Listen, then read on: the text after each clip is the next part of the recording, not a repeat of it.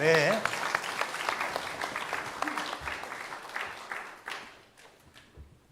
사랑하는 성도 여러분, 오늘도 잘 오셨습니다. 이 가을에 갈 것도 많고 오라는 것도 많은데 오늘 아버지 집에 왔으니, 이 예배의 자리에 왔으니 너무 감사하고 고맙고 너무너무 여러분들 귀합니다. 이 가을에 하나님께서 우리에게 생명의 열매들을, 성령의 열매들을, 은혜의 열매들을 풍성히 허락해 주시기를 주님의 이름으로 축복합니다. 우리는 오늘 엘리야 선지자에 관해서 10번째 살펴보는 시간인데, 제가 지금까지 설교했던 어느 설교보다도 준비하면서 굉장한 은혜를 받았습니다. 왜냐하면 지금까지 우리가 살펴본 엘리야는요, 너무 위대한 하나님의 종이야. 정말 엘리야의 능력은 우리의 상상을 초월하는 하나님의 능력이잖아요. 엘리야의 기도, 우리가 감히 흉내낼 수 없고, 그가 기도하면 하늘문이 열리고 비가 쏟아지고, 얼마나 능력의 그런 기도입니까? 엘리야의 믿음, 저기서 손바닥만한 구름이 올라오는 것을 보고도 이야, 이제 하나님이 큰 비를 주시겠다, 그렇게 믿었던 믿음이잖아요. 엘리야의 용맹함, 바알 아세라 선지자 850명 다 올라와 나하고 한번 붙어보자, 내가 혼자 너희들 다 감당할 수 있어. 막상 450명이 올라왔지만 450대 1 영적 대결에서 이겼잖아요. 얼마나 용기 있는 하나님의 사람입니까? 뿐만 아니라 저는 엘리야를 보면서 제일 부러운 것 중에 하나가 뭐냐 그러면, 엘리야는 자기만 하나님 앞에 존경에 쓰임받은 것이 아니라 엘리사라는 위대한 제자를 배출했잖아요. 약간 저는 위로가 됩니다. 아들이 대를 이어서 목사가 되었으니까. 우리 교회도 그런 아름다운 믿음의 대회가 이어져 가야 되는데, 이 엘리사, 그의 스승 엘리야, 너무 대단한 거죠. 엘리야는 하나님과 얼마나 친밀하게 보냈으면, 그는 이 세상에서 하나님의 은혜 속에 살아가고 있다가 마지막에 죽음을 보지 않고 살아서 병거 타고 하늘에 올라갔잖아요. 주의 선지 엘리야 병거 타고 하늘에 올라가던, 얼마나 위대하고 대단한 분입니까? 그러나 하나님의 종으로서 그 무엇 하나 부족함이 없는 사람이고, 감히 우리는 그 무엇도 비교할 수도 없고 따라갈 상대도 못 되는 그런 위대한 하나님의 사람인데도, 그 천하의 엘리야도 알고 보니 우리와 같은 인간의 연약함을 가지고 있다는 거예요. 오늘 본문으로 보면 엘리야가 이세벨이라는 한 여인의 말 한마디에 그냥 폭삭 꼬꾸러지고 낭망하고 좌절하는 약한 모습을 보여주고 있습니다. 어쩌면 지금까지 엘리야의 모습하고는 너무 다른 모습이에요. 상상하기 어려운 극심한 낭망, 영적 침체를 겪고 있습니다. 이전에 엘리야를 생각하면, 아니 이 위대한 하나님의 사람이 어떻게 이 한마디에 이렇게 꼬꾸러질까? 낙심할까? 이리 침체에 빠질까? 아주 당황스럽기도 합니다. 여러분, 하나님의 사람도 무엇인가 이루기 위해서 열심히 하고 나서 그게 끝났을 때 이런 탈진 상황 잘 빠집니다. 교회에서도 우리가 무슨 큰 행사를 하고 그게 그 일을 맡아서 앞장서서 하던 사람, 그거 끝나고 나서는 얼마나 마음이 허전한지 모릅니다.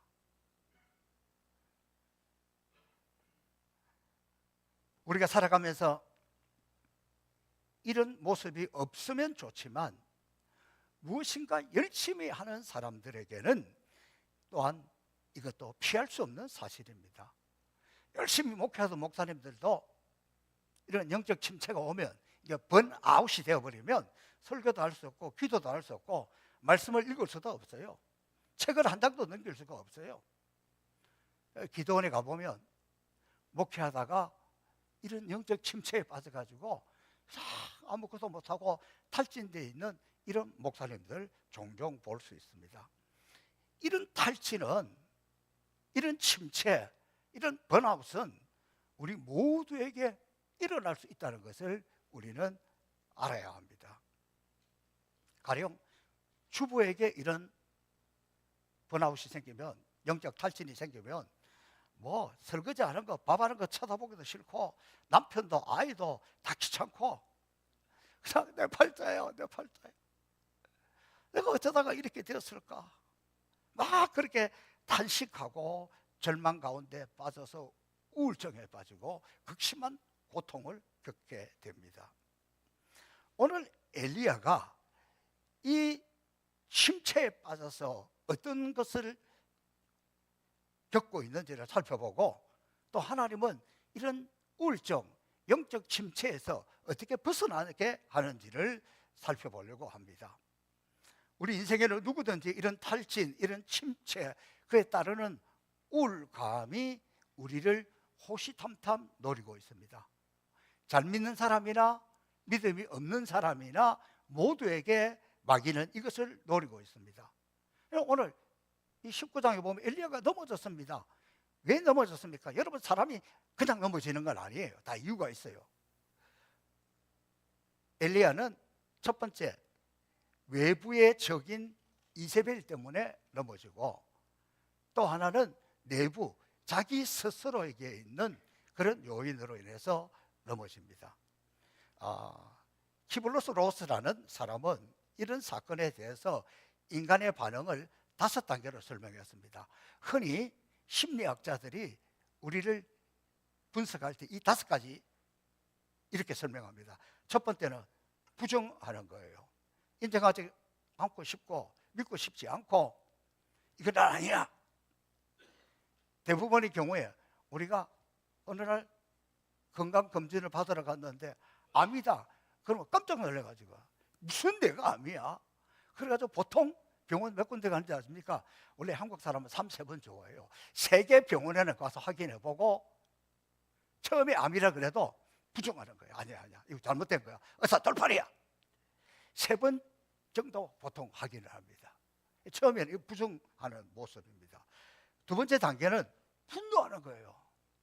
도대체 내 인생에 내가 잘못한 게 뭐가 있다고? 왜 나한테 이런 일이 생기라고? 하필이면 나에게. 그것도 믿음의 사람들은 하나님, 이거 너무하는 거 아닙니까? 내가 얼마나 하나님 앞에 충성하고 헌신하고 열심히 살았는데 어떻게 이럴 수가 있습니까? 목사님 중에도 그런 분들 제가 많이 봤어요. 분노하는 단계예요. 세 번째 단계는 타협합니다. 하나님, 이렇게 할 테니까 요거 좀 해주세요. 타협하는 이런 단계에 옵니다. 그래서 믿는 사람들 같은 경우요, 하나님, 내가 예배 열심히 잘 때가 나 살려주세요. 기도 열심히 할 때가 살려주세요. 뭐 이런 것들을 많이 하고 있습니다. 그 다음에 네 번째 단계가 우울입니다. 타협한다고 다 됩니까? 타협했다고 그대로 이루어져요? 그래야 그때부터 우울감이 몰려옵니다. 그리고 마지막 단계는 체념하고 그냥 받아들이는 거예요. 캐세라 세라, 될 대로 되라, 모르겠다, 막 그냥 이게 체념하는 상태.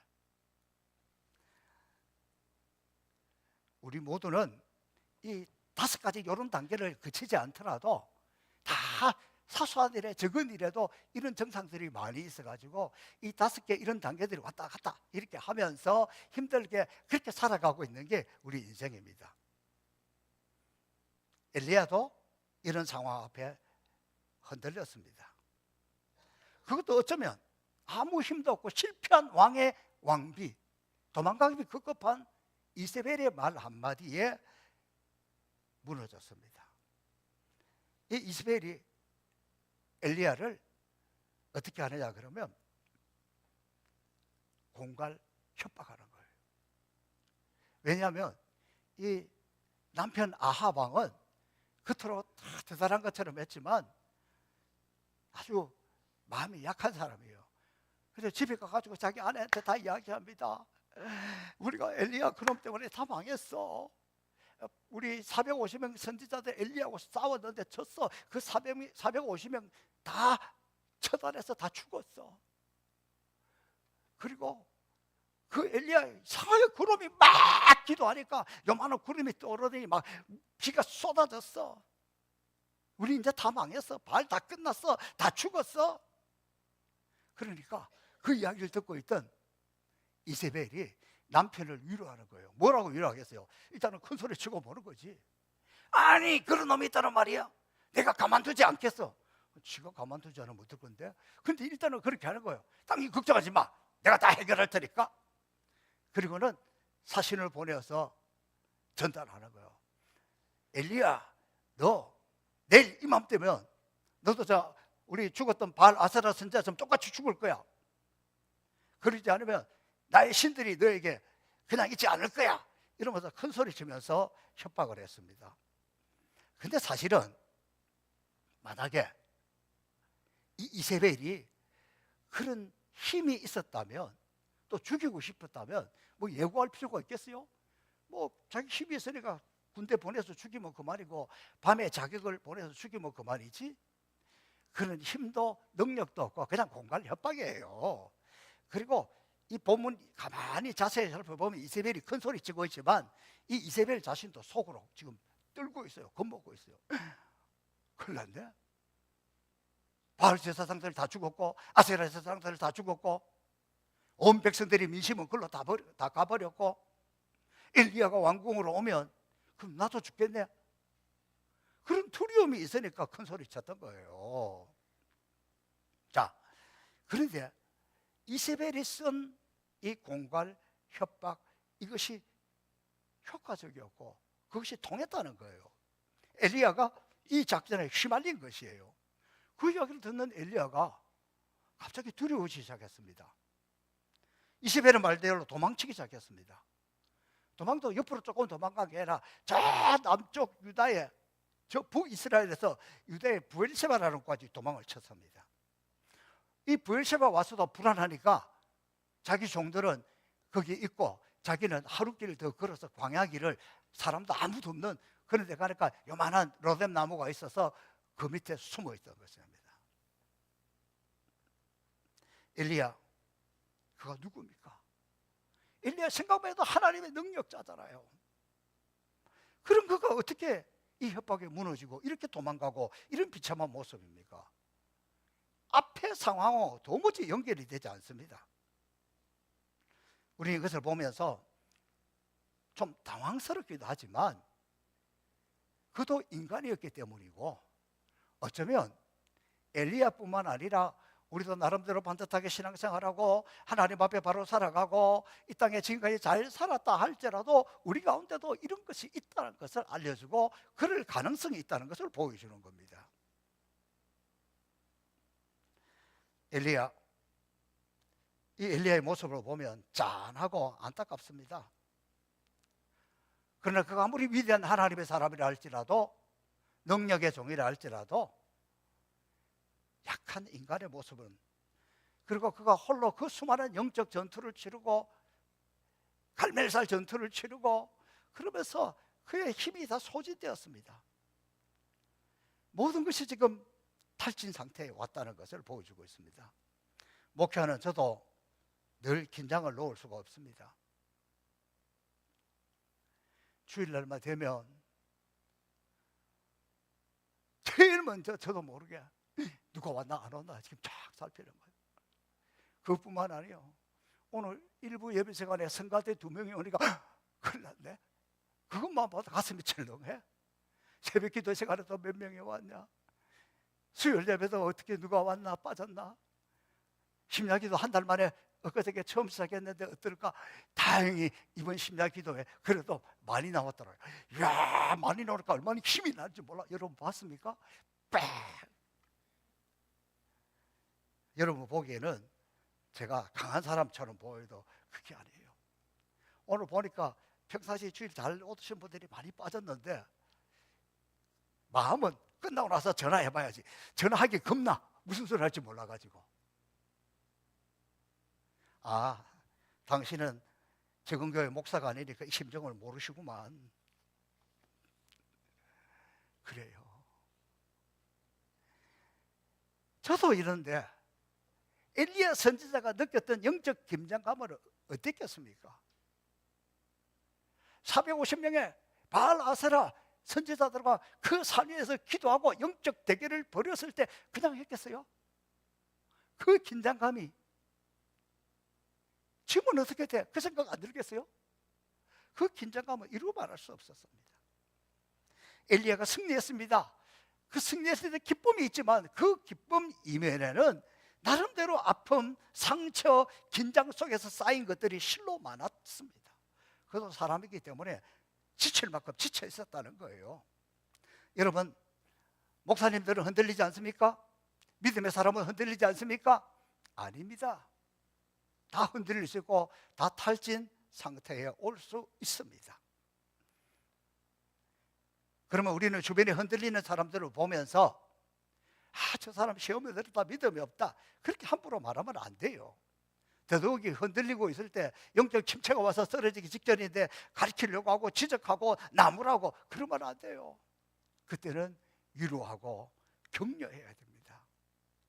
반드시 그래서 쉼, 안식이 필요한 거예요. 엘리야 역시도 3년 동안 그리 시냇가에서 혼신의 기도로 생활을 했습니다. 갈멜살 대결에서 모든 것을 쏟아부어서 극도로 피곤한 상태에 있었고, 이렇게 피곤하고 지쳐 있었기 때문에 아무것도 아닌 이세벨의 공갈 협박에 그냥 주저앉고 말았다는 사실입니다. 저는 이 말씀을 준비하면서 저 스스로에게 얼마나 위로가 될지 몰라요.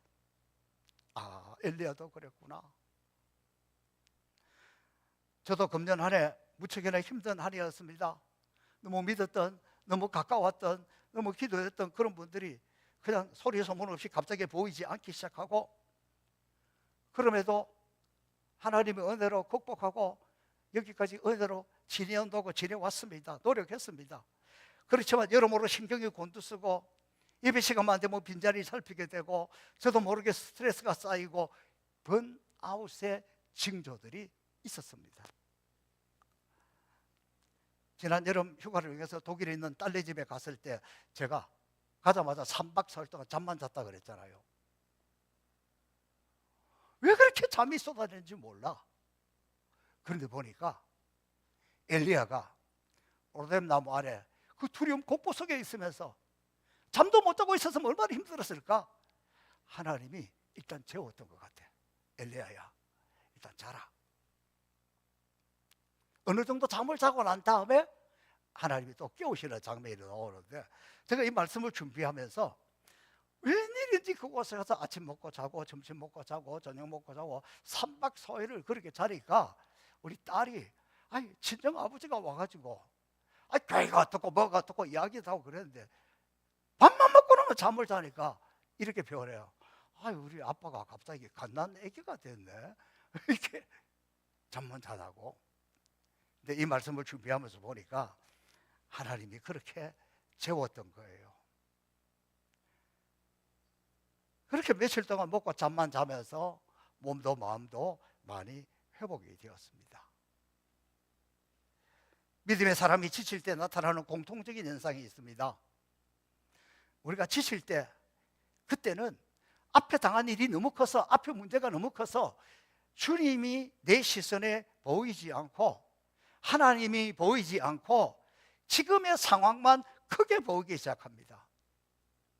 그때입니다. 여러분, 우리 믿음 생활이라는 게 무엇입니까?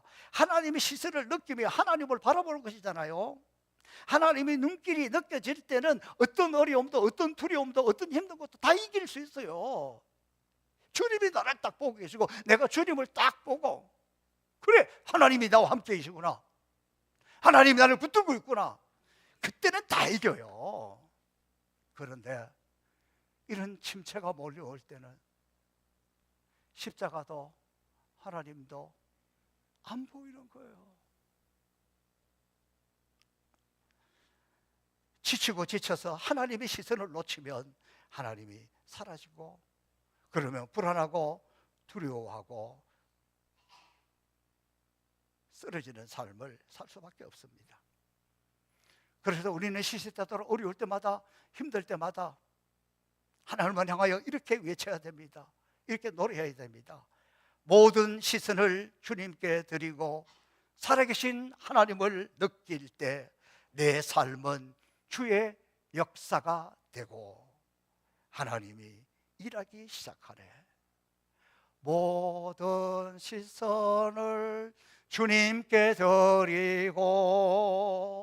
살아계신 하나님을 느낄 때 내 삶은 주의 역사가 되고 하나님이 일하기 시작하네. 엘리야, 너무 힘들고 지쳐서 하나님의 시선을 잃어버린 겁니다. 그 순간 말씀도 없어지고 기도도 없어지고 그래서 자기 생각대로 자기 연민에 빠져서 행동하는 것입니다. 영적 시선을 잃어버리면 자기 생각대로 그리고 자기 연민만 남습니다. 그럴 때는 어느 누가 충고해도 들리잖아요. 침체에 빠지면 또 자기 고집이 얼마나 센지 몰라. 무슨 소리라도 안 듣습니다. 안 들립니다. 엘리야가 지금 부엘세바까지 간 것, 엘리야야 너 지쳤으니까 글로 가라 하나님이 말씀했습니까? 명령했습니까? 아닙니다. 엘리야는 지금까지 하나님의 명령에 와야 움직이는 사람이었는데 하나님의 시선을 잃어버리니까 하나님이 말씀하지 않았는데도 하나님이 명령하지 않는데도 우선 살려고 자기 생각으로 그 부엘세바까지 내려간 거예요.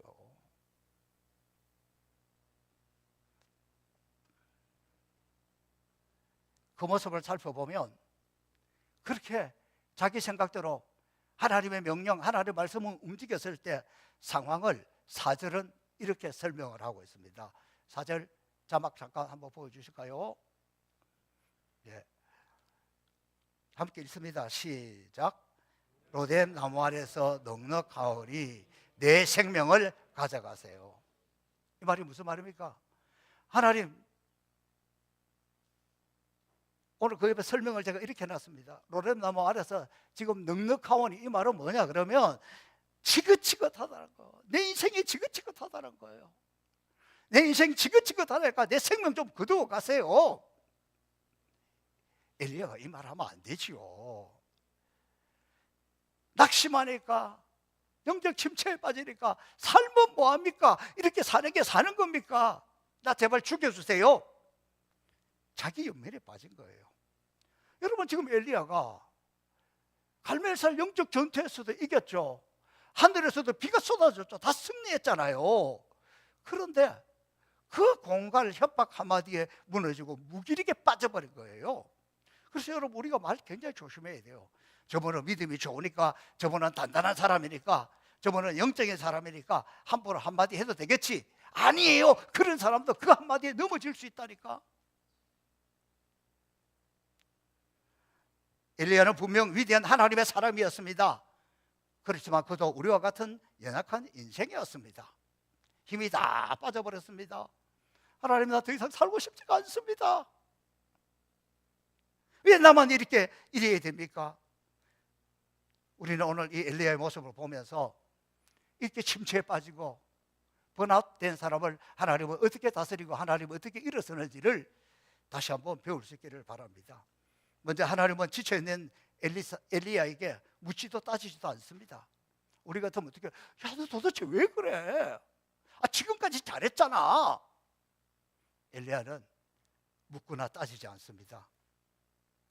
우리는 무엇인가 자꾸만 알고 싶고 또 그걸 보면 막 가르치고 싶고 지적하고 싶고 나무라고 싶고, 그게 아니에요. 탈진과 침체가 주는 가장 큰 고통은 뭐냐 그러면, 여러분 가만히 보세요. 우리 주변에 신앙생활 잘하고 이렇게 빠지게 되면 사람과 소통이 끊어지고 하나님과 소통이 끊어져요. 하나님의 음성도 들리지 않고 설교 말씀도 들리지도 않고 사람들의 소리도 안 들려요. 안 들려. 이게 특징이에요. 그날 내가 살아가던 어느 순간 다 듣기 싫다. 그때 알아차려야 돼요. 마귀가 나를 넘어뜨리구나. 내가 이대로 죽으면 안 되지. 하나님을 찾아야 돼요.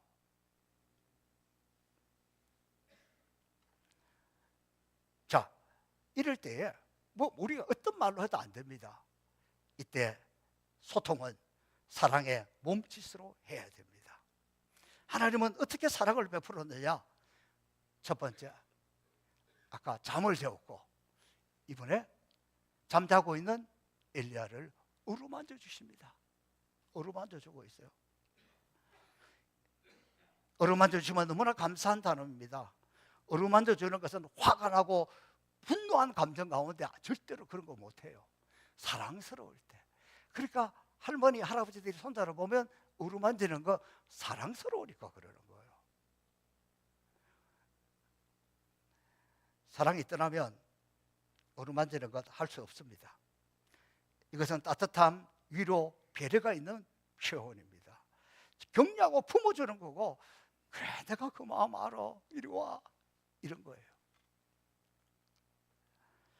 하나님은 지치고 탈진한 당신의 자녀들을 절대로 그냥 내버려 두지 않습니다.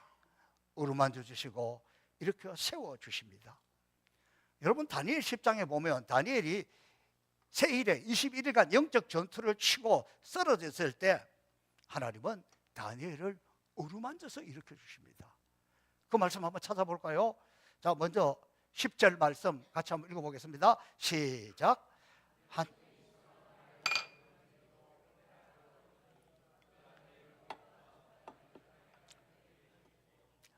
어루만지기로 일으키고 어루만졌을 때 일어나는 거예요. 16절 시작. 내 입술을 어루만지고, 그 다음에 18절 다시 18절 같이 있습니다.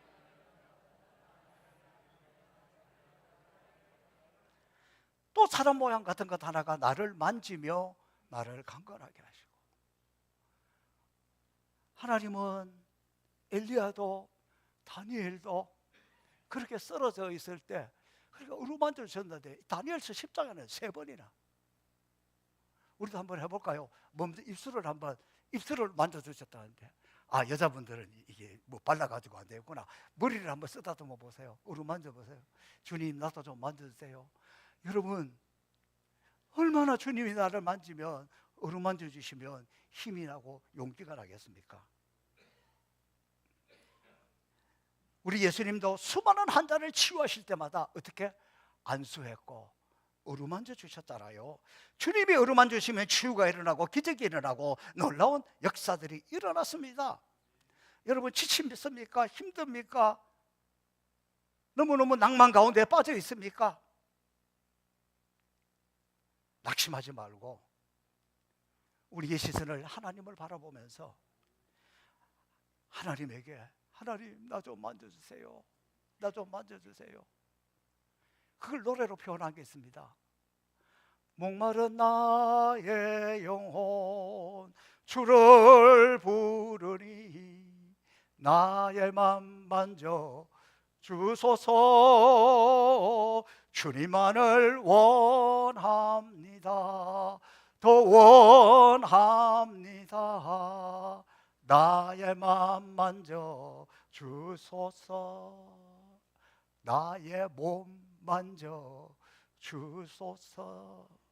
오늘 이 시간 상처와 질병과 고통 속에 있는 저와 여러분, 주님의 그 크고 부드러운 손으로 여러분 다 어루만져 주시기를 주님의 이름으로 축복합니다. 이 어루만져 주는 것과 더불어서 또 한 것이 뭐냐 그러면, 자, 6절 말씀 한번 읽어보겠습니다. 6절 시작.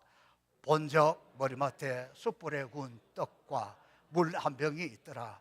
이에 먹고 마시고 다시 누웠더니 8절 이에 일어나고 마시고 그 식물의 힘을 의지하여 40주 40야를 가서 하나님의 산 호랍에 이릅니다. 하나님 다 따뜻하신 분인 것 같아요. 내가 네게 명하노니 일어나라 가라, 그렇게 한 것이 아니라 어루만져 주시면서 깨워가지고 눈을 뜨고 보니까 숯불에 구운 떡이 있네, 물이 한 병 있고. 여러분, 우리 예수님 부활하신 예수님 우리 가운데 찾아오셨을 때 어떻게 하신지 아시지요? 제자들이 실망하고 낙심하고 바다에 가서 디베라 바다 가서 물고기를 잡으러 갔는데 밤새도록 그물을 던졌는데 한 마리도 잡지 못했어. 주님이 그들에게 나타나셔서, 부활하신 주님이, 얘들아 너희에게 고기가 있느냐? 밤새도록 하나도 못 잡았는데요. 그래, 오른편으로 그물을 던지라. 던졌더니 153마리 큰 것들이 잡혀서 왔습니다.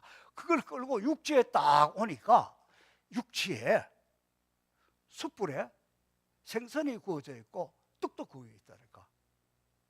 그러니까 그 준비대가 있는데 주님이 그 제자들에게 얘들아 이리 와서 먹자 그러면서, 야 지금 방금 잡은 그 생선도 좀 가져오라. 방금 잡은 싱싱하고 제일 좋은 것 그것도 좀 가져와서 같이 구워 먹자. 야, 하나님도 그랬고 예수님도 그랬고 부활하신 예수님도 그랬고 어려운 게 아니에요. 이렇게 어루만지고 먹을 거 주고. 그래서 여러분 유명한 말이 있습니다. 박사보다 밥사는 사람이 더 위대하다 그러는 거예요. 그 말이 진짜 틀린 말이 아니에요. 우리도 누군가가 지쳐 있으면 자꾸 가리키려고 하지 말고 사랑의 몸짓을 해야 됩니다. 맛있는 거 사주는 거예요. 지난 주간에 이 말씀을 실천하는 분으로 보았습니다. 우리 안영희 권사님이 금년에 큰일을 치르고 아직 회복되지 않아서 잠도 잘 못 주무시고 음식도 못 먹고 아주 이런 번아웃이 와서 얼굴이 창백하게 있어요. 그러니까 구역장이요 친구인 우리 박영애 권사님이 남편과 함께 저도 부르고 제 집사람도 부르고 그렇게 우리 동네 아주 새로운 송산 삼계탕이라고 생긴 데가 있어. 거기로 우리를 불렀어요. 그래서 저도 간절하게 기도하고 저는 그날 국물 하나 남기지 않고 다 먹었어. 너무 맛있었어. 이번에 화요일에 행사할 때 거기다가 내가 주문도 하고 왔어. 우리 동네에 이런 좋은 음식점이 생겼다는 것도 진짜 복이에요. 그러니까 오늘 사장님 모셨다니까. 할렐루야. 여러분 별거 아니에요. 인생 힘들고 지쳐있는데 가가지고 가리키려고 하지 말고 따지려고 하지 말고, 그래 힘들지 고생했어, 그래 밥 먹으러 가자. 삼계탕 하나 먹고 나면 힘난다니까. 이게 인생이에요. 이게 주님의 방법이에요. 어제는 우리 오늘 기도하신 백보원 장로님 점심시간에 올라왔어요. 와서 저희 부부 또 부목사님 새로 왔으니까 또 밖에서 일하고 있는 우리 손장로님, 이재철 집사님, 주방에 박권사님 다 데리고 7명 가서 맛있는 거 사줬어. 아이스크림까지 줬어. 그래서 오늘 좀 힘있게 하는 거 느끼시죠? 야, 이게 돕는 거고 이게 벗어나게 하는 방법이라니까. 저는 때때로 우리 성도들이 제 목양실에 보면 과일도 요만치 걸어놓고 또 어떤 때는 빵도 걸어놓고, 야 근데 그거는 얼마나 또 맛있는지 몰라. 그거는 참고로 제가 목양실에서만 먹어요. 그런 것이 주님이 썼던 방법이라니까. 누군가 우리 주변에 쓰러져 있을 때, 지쳐 있을 때, 그때 내가 기도할게. 아멘, 좋아요. 그보다 더 좋은 것은 일단은 먹자. 일단은 힘부터 내자. 아멘 하세요. 끝나야지 지금. 주여. 여러분, 우리 모두는 언제든지 이런 침체에 빠질 수도 있습니다. 그러나 우리는 혼자가 아니에요. 우리 주님이 우리를 대신해서 기도하고 있잖아요. 우리 성령님의 말할 수 없는 탄식함으로 우리를 대신해서 기도하고 있잖아요. 저도 여러분의 구역장도 또 수많은 사람들이 당신이 지쳐서 기도할 수 없을 때 기도하고 있잖아요. 쓰러지면 안 됩니다. 포기하면 안 됩니다. 오늘 찬송했잖아요. 무거운 짐을 나 홀로 지고 견디다 못해 쓰러질 때 불쌍히 여겨 구원해 주리. 은혜의 주님 오직 예수. 무거운 짐을 나 홀로 지고 견디다 못해 쓰러질 때 불쌍히 여겨 구원해 주리. 은혜의 주님 오직 예수. 사랑하는 성도 여러분, 우리는 연약한 인생입니다. 신앙생활 잘해도, 믿음생활 잘해도, 하나님 앞에 충성해도 이런 우리가 침체에 빠질 때가 있습니다. 그때 은혜의 주님, 그분을 향해서 우리의 눈을 돌릴 때, 하나님의 시선과 우리의 시선이 마주칠 때 우리는 일어날 수 있습니다. 주님 우리에게 이렇게 말씀하십니다. 내가 세상 끝날까지 너희와 항상 함께 있으리라. 내가 너희를 고와 같이 버려두지 아니한다. 우리 주변에 누군가가 침체에 빠졌을 때 가리키려고 하지 말고 어루만지고 쓰다듬어주고 일단 먹자. 그리고 데려가서 먹여주면, 그리고 힘을 얻는다면 그게 진짜 성도요 교회 아닙니까? 우리 행복에서 성포교회 이렇게 서로 쓰다듬어주고 안아주고 같이 울어주고 같이 밥도 사주는 좋은 사랑의 공동체가 될 수 있기를 주님의 이름으로 축복합니다. 살아계신 아버지 하나님 감사하고 또 감사합니다. 엘리야의 모습을 보면서 우리도 위로를 받습니다. 주님 우리가 지쳤습니다. 힘듭니다. 주님 나를 좀 만져주세요. 주님 만져주세요. 주님을 더 원합니다. 주께 더 가까이 가오니 주님 만지시고, 주님 우리에게 먹을 것을 주셔서 다시 힘있게 일어서게 하여 주옵소서. 감사하며 예수님 이름으로 축복하며 기도합니다. 아멘. 우리 다 함께 일어나서